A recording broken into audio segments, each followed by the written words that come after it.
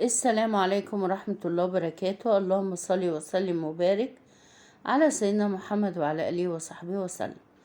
دي بقى صينية كبد وقوانص بالخضار، هتاكلوا صوابعك وراها. طاسة على النار. طبعا انا جبت الكبد والقوانص، غسلتهم كويس قوي وصفتهم، وقطعت القوانص لوحدها وقطعت الكبدة لوحدها، وبعد كده تبلتهم بالثوم والفلفل الاسود والكمون وشوية خل وملح. تبلت دي لوحدها ودي لوحدها. حطيت طاسة على النار بقى وشوية زيت، ولما سخنوا حطيت القوانص شوحتها شوية. بعدين حطيت بصلة وحطيت فلفل رومي وحطيت معلقة صغيرة توم مفروم، وهشوح ده مع بعض.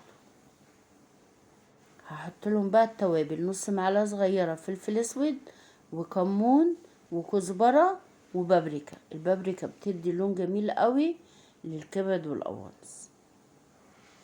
خلاص هشوح ده بقى كله مع بعضه وهغطيه بقى واسيبه بقى يستوي. هوطي عليه كده واسيبه بقى يستوي. الطاسه التانية دي هعمل فيها الكبده. حطيت شويه زيت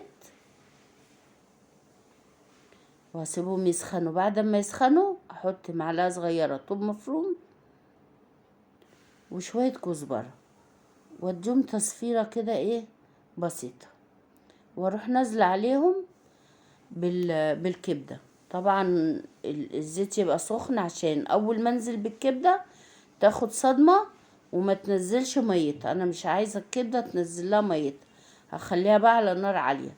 حطيت لها شويه فلفل اسود، وانا قبل كده متبلاها بالثوم والخل والفلفل والملح والكمون. زي ما تبلتي دي تبلتي كمان الكبد القوانص. خلاص كده هسيب بقى الكبده تستوي وارجع تاني للقوانص. القوانص انا حطيت لها 3 طماطم كده مقطعاهم برضو، وحطيتها للقوانص عشان هتنزل ميتها القوطه وتسويلي القوانص، عشان مش عايزه اضيف ميه. بس واسيبهم بقى لغايه لما يستووا. خلاص كده بعد ما ده استوى وده استوى احطهم بقى على بعض. خلاص واديهم بقى تقليبه حلوه كده واسيبهم ياخدوا غلوه واحده. والتركه دي بقى اللي بتخلي بقى طعم الكبد والقوانص تحفه.